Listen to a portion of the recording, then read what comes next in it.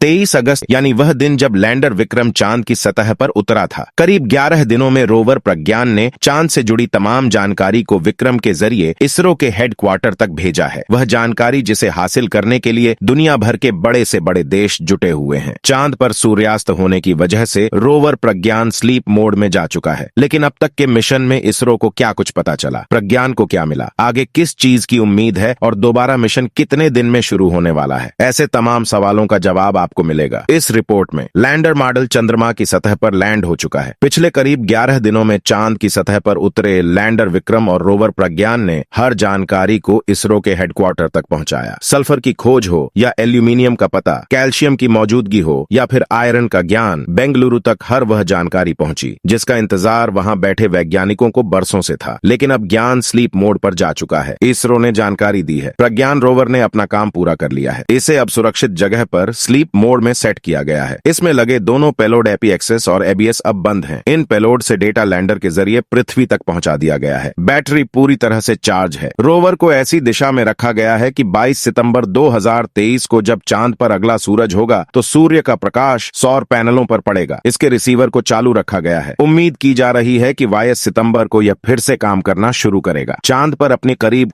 11 दिन की जर्नी के बाद रोवर प्रज्ञा स्लीप मोड में है। ऐसा इसलिए क्योंकि वैज्ञानिकों के मुताबिक चंद्रमा पर 14 दिनों तक रात और 14 दिनों तक सूरज रहता है। 14 दिन की इन रातों में तापमान 200 के नीचे चला जाता है। ऐसे में प्रज्ञान की हिफाजत के लिए इसे स्लीप मोड में डालना जरूरी है। चंद्रमा पर लैंडिंग के करीब 14 घंटे बाद इसरो ने रोवर के चंद्रमा पर उतरने की पुष्टि की थी। अब तक के सफर में रोवर प्रज्ञान ने लैंडिंग पॉइंट से करीब 100 मीटर की दूरी तय कर ली है। 1 सेंटीमीटर प्रति सेकंड की रफ्तार से रोवर प्रज्ञान ने चंद्रमा पर सफर किया है, जिसके बाद 100 मीटर की दूरी तय करने में उसे करीब 14 दिन लगे। विक्रम लैंडर ने चंद्रमा के उस डार्क जोन में एंट्री ली है जहां दुनिया का कोई भी देश नहीं पहुंचा है। इसीलिए रोवर प्रज्ञान की लैंडर विक्रम के जरिए आई हर जानकारी पर दुनिया भर के वैज्ञानिकों की नजर है। पहली कामयाबी, चांद पर भूकंप का पता। इसरो ने बताया कि चंद्रमा 3 के विक्रम लैंडर पर लगे instrument of lunar seismic activity यानी आईएलएस से पेलोड ने चंद्रमा की सतह पर भूकंप की घटना को रिकॉर्ड किया। दावे के मुताबिक यह भूकंप 6 अगस्त के करीब आया होगा। दूसरी कामयाबी, चांद पर सल्फर की पुष्टि। इसरो के मुताबिक रोवर यान के जरिए मिली जानकारी से चांद के साउथ पोल पर sulphur, aluminium, calcium, iron, chromium और टाइटेनियम के होने का पता लगा है। इसके अलावा चांद पर मैग्नीज, सिलिकॉन और ऑक्सीजन भी है। तीसरी कामयाबी, चांद पर प्लाज्मा मिला। इसरो के मुताबिक लैंडर विक्रम के जरिए उन्हें तमाम जानकारी हासिल हो रही है, जिसमें से एक साउथ पोल पर प्लाज्मा की खोज है। इसरो वैज्ञानिकों की माने तो लैंडर विक्रम में लगे रंभा एलपी ने चांद पर प्लाज्मा के होने की खोज की है। चौथी कामयाबी, साउथ पोल पर तापमान। इसरो की माने तो चंद्रमा के साउथ पोल पर अलग अलग गहराई के गड्ढे हैं और अलग अलग गहराई के तापमान में काफी अंतर है। साउथ पोल की सतह पर जहां तापमान 50 डिग्री सेल्सियस है, वहीं एमएम की गहराई में 10 डिग्री सेल्सियस तक का तापमान है। प्रज्ञा रोवर में लगे सेंसर अब तक के सबसे बेहतर सेंसर कहे जा रहे हैं। इसका सबूत है 27 अगस्त को प्रज्ञान का एक सीधे रास्ते से गुजरते हुए तुरंत अपनी दिशा से मुड़ना। इसरो के मुताबिक प्रज्ञान को उस रास्ते पर 4 मीटर के गड्ढे के होने का पता लगा, जिसके बाद प्रज्ञान ने खुद अपना दूसरा रास्ता चुना। इस वक्त प्रज्ञा स्लीप मोड में है, लेकिन वर्किंग है। उम्मीद की जा रही है कि 22 सितंबर को जब चंद्रमा पर सूरज की पहली किरण पड़ेगी, तब प्रज्ञान फिर जागेगा और चांद की सतह से जुड़ी जानकारी को इसरो हेडक्वार्टर तक भेजेगा। और आप हमारे चैनल को सब्सक्राइब कर लें, जिससे आने वाली वीडियो आप तक पहुंचे। तब तक के लिए धन्यवाद।